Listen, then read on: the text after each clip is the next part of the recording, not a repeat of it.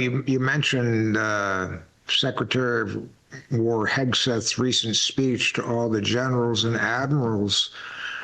And we talked about this before, and if you net out the points he was making, I don't see how any warrior of any grade, rank, would argue with what he's saying. Is our job is to win wars. Our job, in its essence, is to break things and kill people when the politicians say, we need you to go there to do A, B, and C.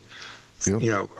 Inflict the, in national interests and all of that. We've already said so much of it, but it's not popular even among a lot of active duty Marines and soldiers nowadays. Like, what's his obsession with physical fitness and personal appearance? And what's it matter? And everybody, the Marine Corps uses that word lethal for about 15, 20 years now. And I find that nobody argues with the fact that you got to be lethal, but everything made us more lethal. It didn't do jack shit to make us lethal. The enemy gets a vote, and it doesn't care who you are. And he does walk around the Pentagon and goes to all these bases, and he is seeing really an obesity epidemic, and my beloved Marine Corps is not immune to that.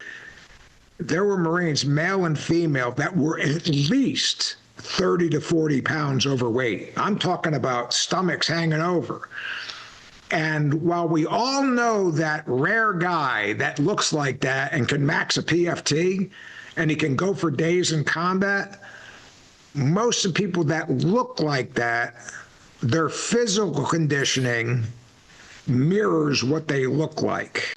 We have to get back to the basics, and leaders must show everybody what right looks like. And what that shows me is these guys are all in their 50s, some of them are in their 60s, and they have the self-discipline to look good in uniform because of the message that it sends. Because ultimately, these guys are signing off on packages, throwing guys out for being fat. Yep. Well, it's a hypocrisy when the lieutenant colonel or colonel who's signing that package himself is fat, Yep.